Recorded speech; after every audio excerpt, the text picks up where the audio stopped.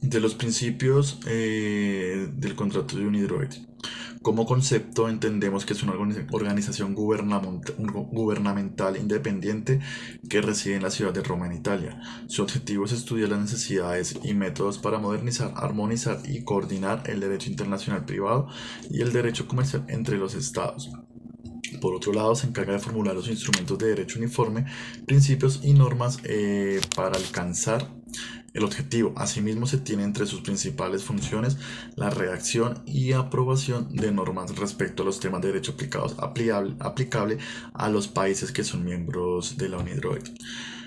Para hablar de la importancia que tienen estos principios, cabe recalcar y aclarar que los principios UNIDROIT para los contratos internacionales representan una gran aproximación al derecho de los negocios nacionales, es decir, de esta manera logran ser un ítem para remediar las deficiencias a los negocios. Sin embargo, no son una ley uniforme para los contratos internacionales.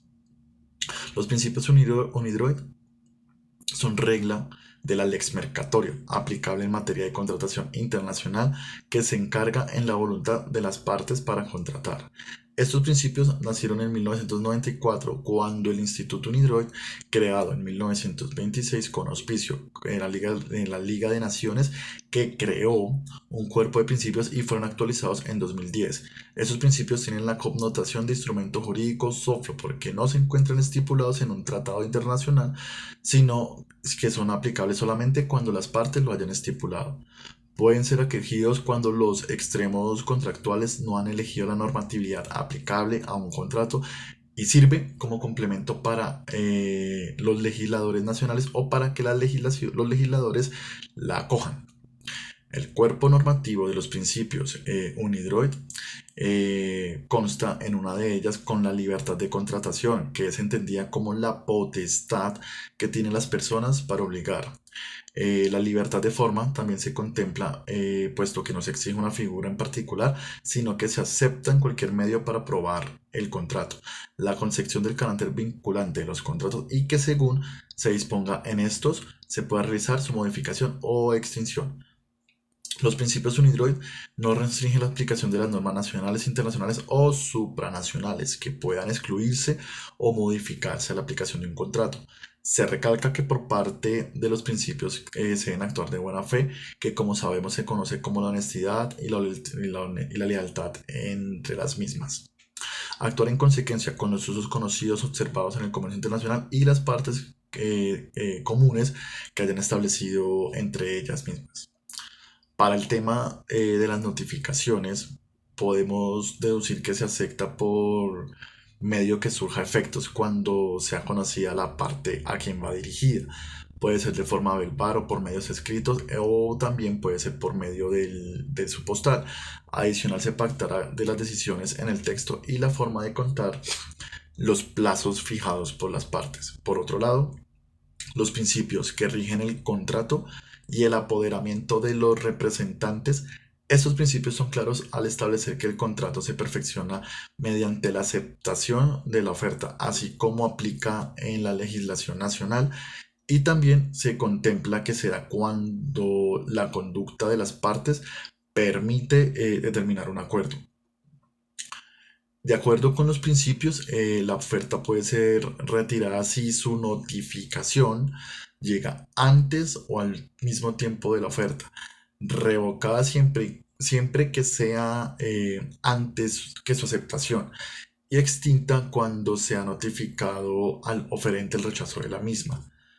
El modo de aceptación de la oferta se hace por la manifestación del oferente, pero si se acorda alguna práctica que signifique un acto sin notificación en el momento que se haga, se entiende por notificado.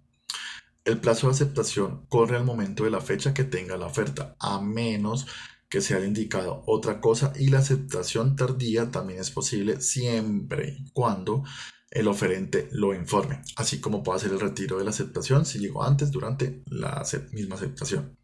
Adicional, se puede realizar cambios al contrato y esas serán válidas siempre y cuando la otra parte no se manifieste. No obstante, las partes que interrumpan de mala fe o que perjudiquen a la otra parte será responsable por los daños causados. De igual forma integra recomendaciones específicas sobre el deber de confidencialidad de las cláusulas de integración y cómo resolver conflictos ante estas mismas causas. En cuanto al apoderamiento de representantes, se realiza una descripción en 10 principios, mediante los cuales se describe las facultades de los representantes, la representación que puede haber con poder o sin él, los excesos en la representación, los conflictos de interés y la extinción del poder entregado.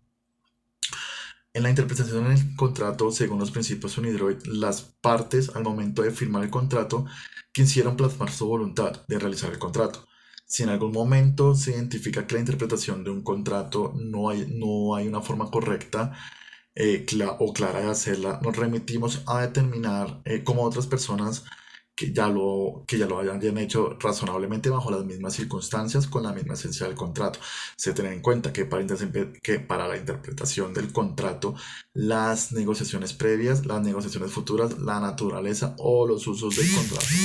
Si vemos de fondo el término interpretar, es importante cuando se quiere saber o extraer lo que se quiso plasmar en el contrato. Y es allí cuando hay que tener en cuenta los aspectos para que no vaya a haber una norma que vaya a ser contraproducente para alguna de las partes.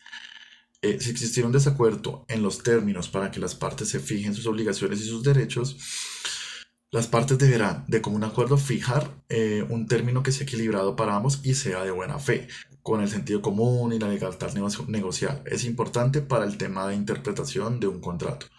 Por otro lado, el contenido del contrato, encontramos las obligaciones de las partes que son expresas y se encuentran también implícitas. Las expresas son aquellas que se pactan y se redactan y quedan en el contrato. Por otro lado, las implícitas son aquellas que se relacionan con la naturaleza del contrato y la práctica establecida a la buena fe negocial y también se encuentra en el sentido común. De la calidad de la prestación es aquella que se refiere a la forma de cómo voy a prestar lo que se está negociando. Esta prestación debe ser razonable y no inferior a la calidad en cómo se conoce en el mercado. Cuando las partes no fijan el precio dentro del contenido del contrato, entonces se entenderá que las partes se remitieron a lo que ofrece en el mercado. Si no es así, se entenderá que lo hicieron de forma razonable entre ellos mismos. Si una de las partes fija una cláusula de forma no razonable, la iremos a equiparar a la forma razonable según en el mercado. De igual manera, si estuviese a cargo de un tercero fijar alguna condición o el precio del objeto del contrato, se entenderá que lo hizo de acuerdo al mercado.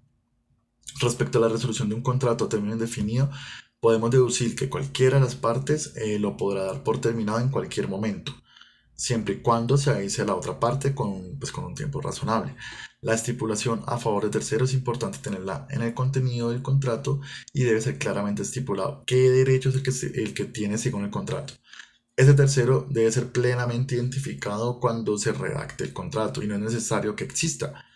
Puede ser un bebé que venga en camino, pero que sabemos quién es su papá, quién es su abuelo, quiénes son sus tíos, y ahí identificamos al tercero. El tercero puede ser revocado por las partes en cualquier momento, mientras el beneficiario no haya aceptado o hecho uso de su beneficio, así como también puede renunciar al beneficio. También hay obligaciones condicionales en el contrato que pueden ser inciertas de un evento futuro. Esa obligación contractual podrá surtirse de acuerdo en cumplimiento de una condición suspensiva o el contrato o a la obligación cesará de cumplir efectos al momento de cumplirse la resolutoria. Finalmente, si hay intromisión de algunas de las partes, la otra parte no podrá actuar en incumplimiento dado que haya actuado bajo la violación del principio de la buena fe y la lealtad negocial. Una de las partes no puede echar la culpa de que no cumplió cuando la parte tuvo intromisión en ese torpeo del incumplimiento para el contrato.